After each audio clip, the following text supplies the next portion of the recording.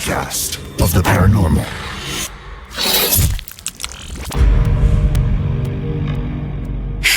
Anton. What? Oh, Anton. Oh, sweet little Anton. Stop. What are you doing? I hate this. Get yourself a napkin, old pal, because you're about to take a big, juicy bite into the tantalizing fruit of mystery. Why do you insist on making everything weird? I gotta be me, baby. Anyway, welcome to Bizarre Yet Bonafide, the podcast of the paranormal. I'm Grace. And I'm Anton. And this week, we return to the story of the unidentified body that disappeared in Hackett Woods, upstate New York. Unidentified until now. So this is the dead body some kids reported seeing, even though there was absolutely no proof. No proof until now. Okay, you're clearly hyped up on some kind of sugary drink right now, so go ahead. Get it out of your system. I checked the missing person cases in that area, and you best start calling me Amazing Grace, because you're about to hear the oh-so-sweetest sound of me solving this mystery. You just ruined Amazing Grace for me, which is a beautiful song. You've taken something from me today. That's right. I've done it. Put a face to a name, or a name to a dead body. Anne Radcliffe. She's one of the 2 hikers recently reported missing, presumed dead, in upstate New York. And you know what else is in upstate New York? Hackett Woods.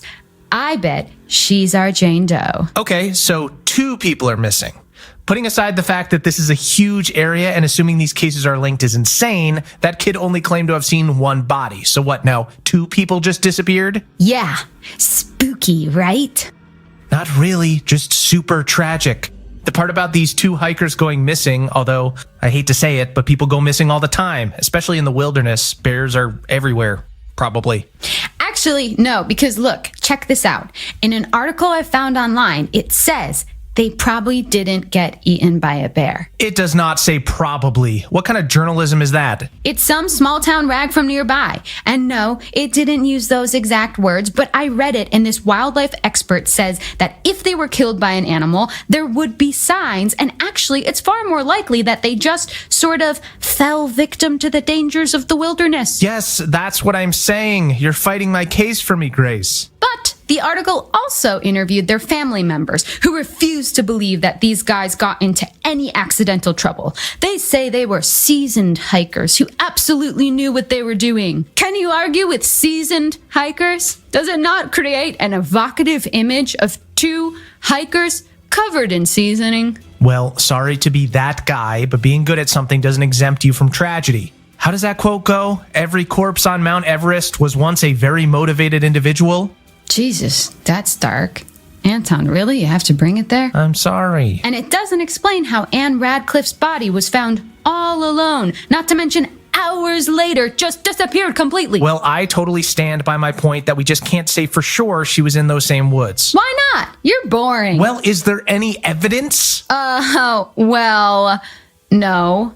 The article actually says there's nothing to indicate they were ever actually there in the first place. Kept that quiet, didn't you? But a lack of evidence doesn't necessarily mean it's not true. Grace, have you ever done jury duty? No, why? Good, no reason. Well, my point is, that's not the work of anything natural. For those of you who missed out on previous episodes, we've been talking about unidentified cryptids in the American wilderness and whether or not they're behind this. Okay, but hear me out. The wildlife expert said no animal could have killed the hikers because they'd have left signs. Well, surely that goes for made-up animals, cryptids as well, right? Yeah, I guess. Cryptids are usually messy eaters. I'm sorry to say, but this feels like the work of a human to me. What was the other hiker's name? Ed Benson. So if they were in the woods, which I'm now aware is a big if, perhaps the largest if I've ever seen, but maybe the hikers got lost, freaked out, and turned on each other. Or one of them lured the other into the woods for a murder-suicide thing. Or maybe Ed wanted to claim Anne's life insurance, so he killed her. He could still be in the woods right now after murdering her and hiding the body. That's a whole lot more terrifying than Bigfoot. Your mind is dark today. It is what it is, Grace. Humans are more messed up than any cryptid out there. Au contraire. I think, in fact, it is what it isn't.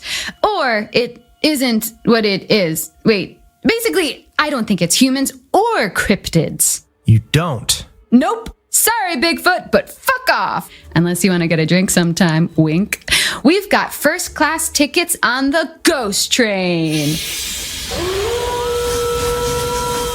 Choo-choo! Choo-choo! Choo-choo! Do you ever run out of steam? I do not, just like our ghost train, which runs off the energy of spirits of the damned. I'm the train driver. You're the, conductor, I guess, and we are on our way, my friend. Where is this metaphor going? To this! Say hello to Grace Corvin, ghost investigator. So what, we're a ghost podcast now? I like to think we embrace all sorts of unique paranormal entity here at Bizarre Yet Bonafide headquarters. And by embrace, I mean in any way you want. Wink. Headquarters? This is your apartment. It's got one room and a mold problem. I'm maintaining an illusion.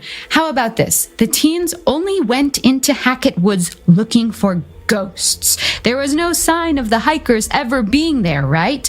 And there was a dead body that disappeared. Put those together and it's obvious. The vengeful ghost killed Anne and snatched Ed into another plane of existence, some ethereal other dimension, which is when the teen saw Anne's body all alone. Then the ghost came back and snatched her away too. Ghosts can do that?